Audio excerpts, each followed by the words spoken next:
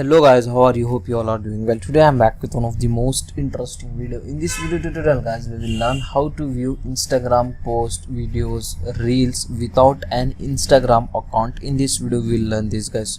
So you can follow this method on your Android web browser or your desktop web browser. Okay, so I am going to show you this method on my desktop. So just open any web browser on your phone or in your desktop, and here you need to search in the Google www.instagram.com/ after slash guys you need to enter the username of your Instagram account.